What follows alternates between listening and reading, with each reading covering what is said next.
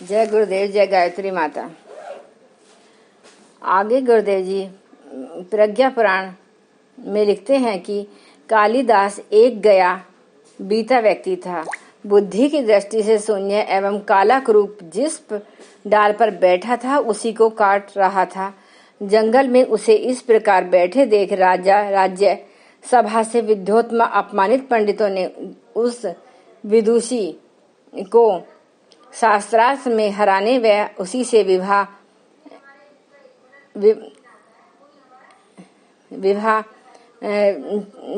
के लिए कहा। कालिदास को श्रेष्ठ पात्र माना। शास्त्रार्थ में अपनी कुटिलता से उसे मौन विद्वान बताकर उन्होंने प्रत्येक प्रश्न का समाधान इस तरह किया कि विद्वोत्मा ने उस महामूर्ख से हार मान उसे अपना पति स्वीकार कर लिया। पहले ही दिन जब उसे वास्तविकता का पता चला जो उसने उसे घर से निकाल दिया, धक्का देते समय जो वाक्य उसने उसकी भत्सरना करते हुए कहे वे उसे चुभ गए। दृढ़ संकल्प अर्जित कर वह अपनी ज्ञान वृद्धि में लग गया। अंत में वही महामूर्ख अपनी अध्ययन से कालांतर में महाकवि कालिदास के रूप में प्रकट हुआ और अपनी विद्वता की साधना पूरी कर विद्वोत्मा से उसका पुनर्मिलन हुआ। लेकिन जो अवसर की महत्ता नहीं पहचानते उन्हें तो अंततः पछताना ही पड़ता है। अवसर का प्रतीक चित्र। एक बार एक कलाकार ने अपने चित्रों की प्रदर्शनी लगाई। उसे देखने के लिए नगर से सैकड़ों धनी मानी व्यक्ति भी पहुंचे। एक लड़की भी उस प्रदर्शनी को देखने आई। उसने देखा सब प्रतीक चित्र टंगा है, जिसके मुंह को बालों से ढक दिया गया है और जिसके पैरों पर पंख लगे थे।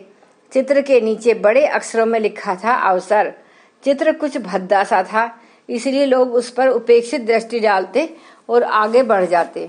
लड़की का ध्यान प्रारंभ से ही इस चित्र की ओर था। जब वह उसके पास पहुंची तो चुपचाप बैठ कलाकार से पूछ ही लिया, श्रीमान जी, यह चित्र किसका है? आपने इसका मुंह क्यों ढक रखा है तथा इसके पैरों में पंखों का क्या रहस्य है? कलाकार ने जवाब दिया, बेटी, यह अवसर का चित्र है। चूंकि साधारण व्यक्ति इसे पहचान नहीं पाते, अतः मैंने इसका मुंह ढक रखा है ताकि इसे देखकर जिज्ञासा तो उठे। पैरों में पंख इसलिए कि वह यह अवसर जो आज चला गया कल फिर आएगा नहीं, इसलिए इसे उड़ने से पहले ही थाम लो, इसका सदुपयोग कर लो। लड़की ने मर्म को समझा और तत्क्षण ही अपने जीवन निर्माण में जुट गई। काल ही जीवन है, काल पर वस्तुतः किसी का बस नहीं। जो वह गर्भोक्ति करते हैं उनके लिए युधिष्ठिर के जीवन का यह प्रसंग बहुत यथार्थ है। युधिष्ठिर ने काल जीता। एक बार एक ब्राह्मण ने युधिष्ठिर के पास जाकर दान की याचना की। युधिष्ठिर राज्य कार्यों में व्यस्त थे, इसलिए ब्राह्मण को दूसरे दिन आने को कह दिया। भीमसेन को यह बात अच्छी न लगी। उन्होंने सेवकों को बुलाकर सभी मंगल वाद्य बजाने की आज्ञा दी और स्वयं भी दुंदुभी बजाने लगे। वाद्यों की आवाज सुनकर युधिष्ठिर दौड़े आए। उन्होंने भीम से इसका कारण पूछा। भीमसेन ने कहा, महाराजा, आपने काल जीत लिया है। इस खुशी में हम यह कह रहे हैं। कल ब्राह्मण को बुलाने का तात्पर्य यही है कि कल तक का समय आपके वश में है। युधिष्ठिर ने अभिप्राय समझा और कहने लगे, सचमुच भीम, अच्छे कार्यों में देर नहीं करनी चाहिए।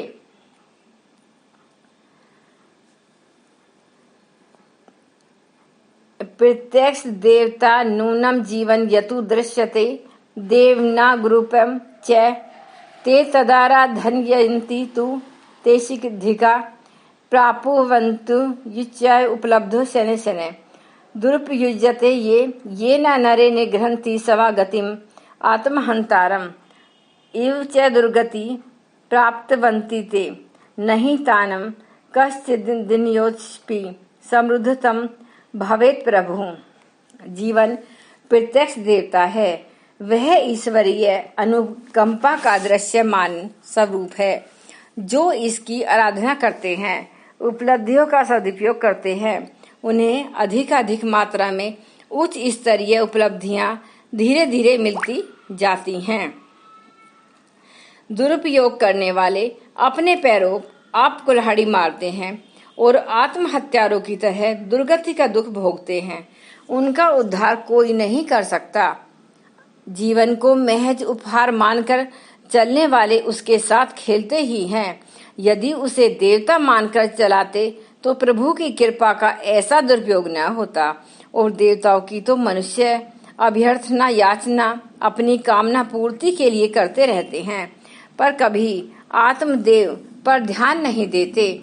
जो सदुपयोग करना जानते हैं वे कभी उपलब्धियां से वंचित नहीं रहते, परंतु दूसरी ओर जो उसका दुरुपयोग करते हैं वे उसका दंड भी भुगतते हैं। इसी तथ्य को इस प्रकार भी कहा है, मनुष्य जन्म अमोल है, होए न दूजी बार, पका फल जो गिर पड़ा लगे न दूजी बार।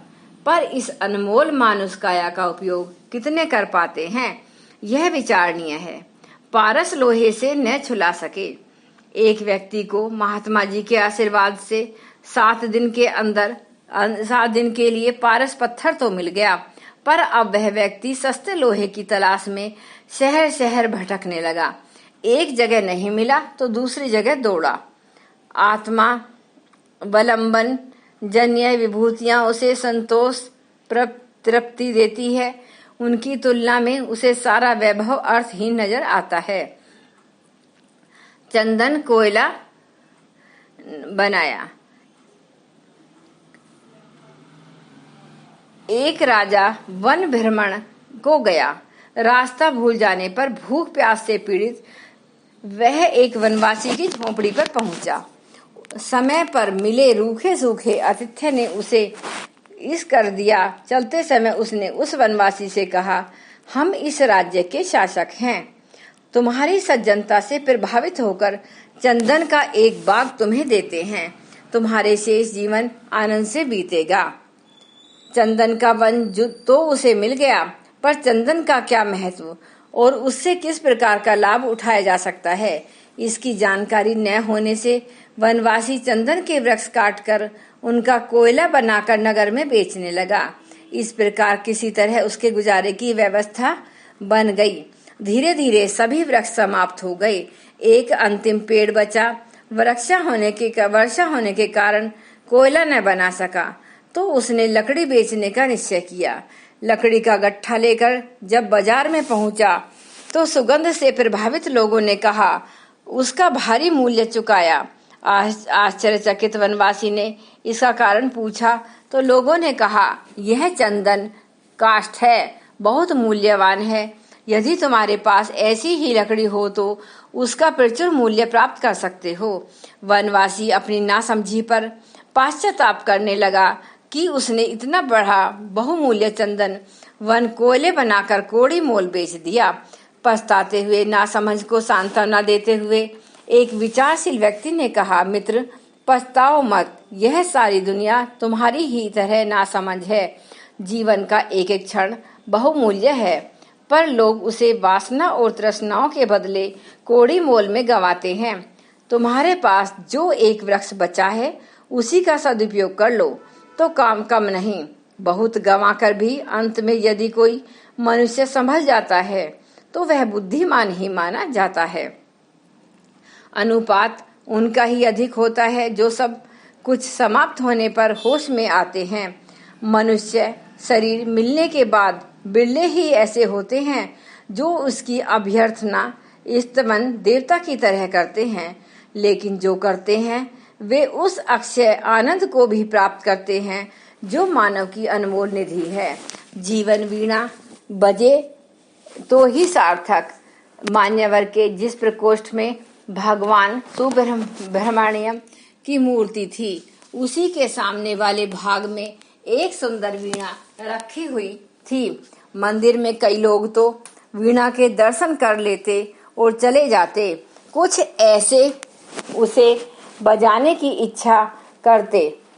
पर वहां बैठा हुआ मंदिर का रक्षक उनसे मना करता और वे वहां से चल देते। इस प्रकार सुंदर स्वरों वाली यह वीणा जहां थी वहीं रखी रहती, उसका कभी कोई उपयोग न होता था। एक दिन एक व्यक्ति आया, उसने वीणा बजाने की इच्छा व्यक्त की, पर उस व्यक्ति ने उसे भी मना कर दिया। वह व्यक्ति वहीं चुपचाप खड़ा रहा। थोड़ी देर में सब लोग मंदिर में निकलकर बाहर चले गए तो उस व्यक्ति ने वीणा उठा ली और उसका लय पूर्वक वादन करने लगा। वीणा का मधुर स्वर लोगों के कानों तक पहुंचा।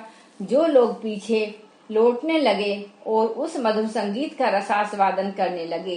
वाद्य घंटों चला और लोग मंत्रमुग्ध सुनते रहे।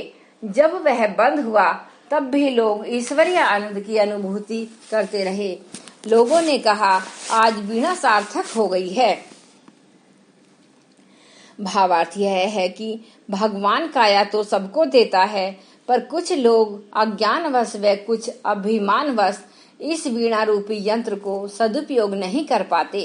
यदि इन दो दोषों से दूर रहकर कोई शरीर रूपी वीणा से मधुर लहरियां निकाले तो उस आनंद से न केवल वह स्वयं वरन संपर्क के सैकड़ों लोग उसमें ईश्वरीय आनंद की झलक पाते हैं। ऐसी जीवन वीणा सभी बजा सकें, यही तत्ववेत्ताओं का निर्देश है, महामानवों का उपदेश है एवं प्रत्यक्ष अनुभूत सत्य है। पर दूसरा पक्ष भी ऐसा हठी है कि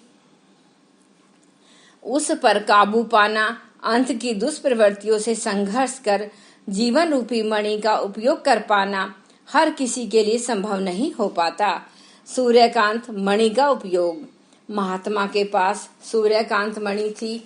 जब उनका अंत काल समीप आया तो बड़े प्रयत्न से अर्जित यह मणि उन्होंने अपने पुत्र सोमनस को दे दी और कहा, यह कामधेनु और सामान मनोवांछा प्रदान करने वाली है।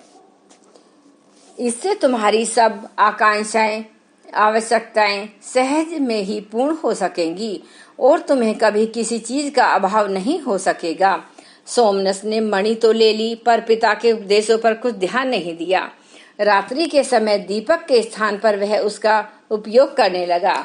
एक दिन उसकी प्रेयसी वेश्या ने उपहार में वह मणि मांगी और सोमनस ने उसे बिना किसी संकोच के दे डाली। वेश्या ने कुछ समय बाद एक जोहरी के हाथ उसे बेच दिया और उस धन से श्रृंगार की सामग्री खरीद ली। जोहरी ने मणि की परीक्षा ली और रासायनिक प्रयोगों द्वारा उसकी सहायता से बहुत सा सोना बना दिया। इससे वह बड़ा वैभवशाली बन गया और अपना जीवन राजा महाराजाओं की तरह व्यतीत करने लगा। अनेक दीन दुखियों की भी उसने उस ऋण राशि से बहुत सहायता की। आनंद ने अपने विषय विद्रुत को यह कथा सुनाते हुए कहा, वत्स, यह जीवन सूर्यकांत मणि के समान है। इसका सदुपयोग करना कोई पारखी जोहरी ही जानते हैं, अन्यथा सोमनस और गणिका की तरह उसे कोड़ी मील गंवा देने वाले ही अधिक होते हैं। आत्मज्ञानम नर्ष्यसति गौरवम महदुन्मुख यो दिशाम ताप्रति प्रतिगतिमंत मूर्खी से तु भूत यक्ष भविष्य विचार्य वर्तते माने आत्मावलंबी सयाति दत्तम प्रगति पद्धतो नात्र कठिन्यमाप्र प्रोतीते त्यजन्ते वलंबन उपेक्ष यात्महन सुख दरिद्र्य भागिन पदे पदे तिरस्कारम सहन्ते यंत्रणा भृश्यम नार्क्य प्रापु वन्ते व्यवे वे यान्ति परमा गतिम। आत्मज्ञान ही मनुष्य का सबसे बड़ा गौरव है। जो उस दिशा में उन्मुख होता है, अंतर्मुखी बनता है, अपने भूत और भविष्य को ध्यान में रखते हुए वर्तमान का निर्धारण करता है, वह आत्मावलंबी मनुष्य प्रगति पथ पर द्रुत गति से बढ़ जाता है। लोग दुख दारिद्र्य के भागी बनते हैं, पद पर तिरस्कार सहते और नारकीय यंत्रणाएं भुगतते हैं, साथ ही सदगति को प्राप्त नहीं कर पाते। मनुष्यों की औरों की अपेक्षा अधिक बुद्धि, विद्या, वैभव, बल, विवेक मिला है, यह बात तो समझ में आती है, किंतु इन शक्तियों का संपूर्ण उपयोग वह जीवन तक ही सीमित रखने में उसने बुद्धिमत्ता से काम नहीं लिया। अर्जित कौशल व शान को उसने मात्र शारीरिक भोग तक सीमित रखा है। सारे दुखों का कारण भी यही है कि हम अपने शाश्वत स्वरूप आत्म तत्व को जानने का कभी प्रयास भी नहीं करते। अपने शरीर को भी नहीं पहचान पाए तो इस शरीर का बौद्धिक शक्तियों का क्या सदुपयोग रहा। जो भी व्यक्ति आत्म तत्व का अवलंबन लेने के लिए अपने अंदर की गुफा में झांकता है, उसे अपार वैभव, संपदा, सामग्री बिखरी दिखाई पड़ती है। आत्मावलंबन का ही चमत्कार है कि मनुष्य अपने विगत के घटनाक्रमों को दृष्टिगत रख भविष्य की योजना बनाता है। वह वर्तमान का निर्धारण सफलतापूर्वक कर पाता है। अपनी सामर्थ्य पर प्रकाश। एक संत ने अपने शिष्यों से इस तथ्य का प्रतिपादन करते हुए कहा, शरीर का वजन अपने ही पैर उठाते हैं।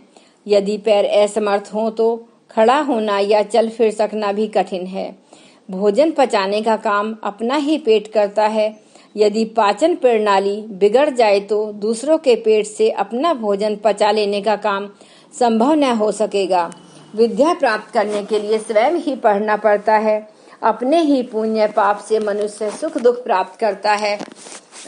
जिसे सुखद आनंद में संसार में रहना है, उसे यह निर्माण कार्य अपने ही भीतर से आरंभ कर देना चाहिए। वह निर्माण का की जैसी कल्पना हो, उसी के अनुरूप अपना निर्माण किया जाए।